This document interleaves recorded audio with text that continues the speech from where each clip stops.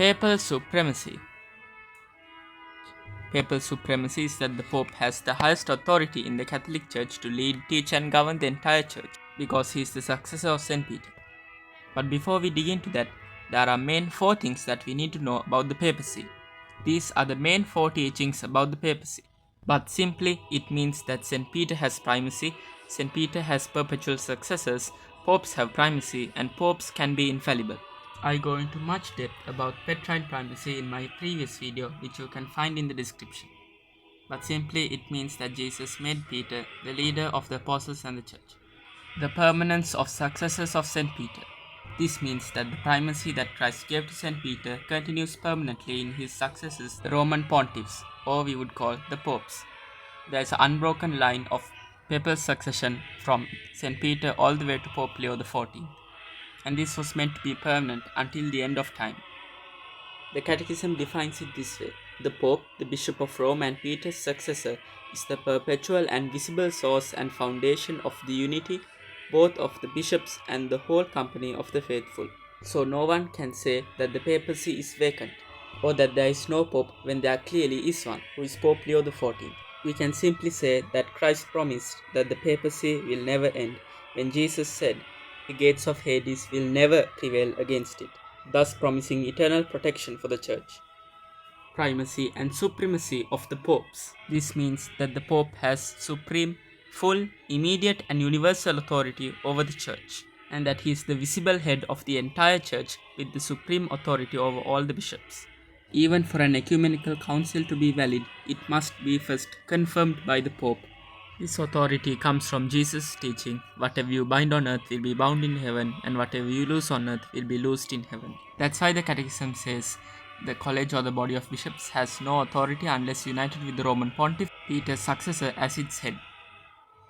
The Pope is also the visible sign of unity in the Church. That means those who are united with the Church are also united with the Pope. We are united with the Pope because Christ founded one Church.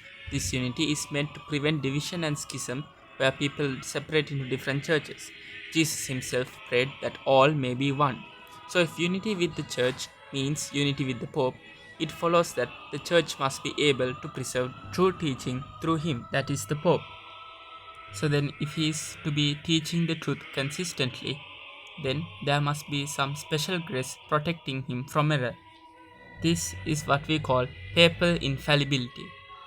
That is the divine protection from error given to the Pope when he speaks ex cathedra, definitively teaching a doctrine of faith or morals for the whole Church.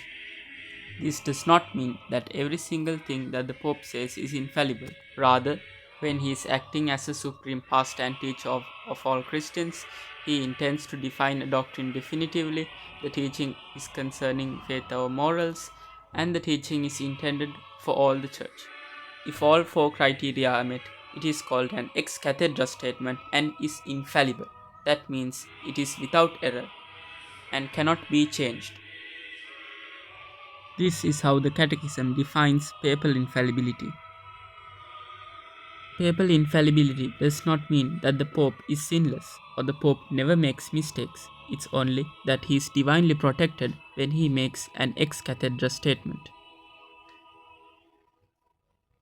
This teaching of the papacy was infallibly declared in the First Vatican Council in the dogmatic constitution Pastor Aeternus, and it was re-emphasized and elaborated in the Second Vatican Council in the document Lumen Gentium, and it has been upheld by subsequent popes ever since.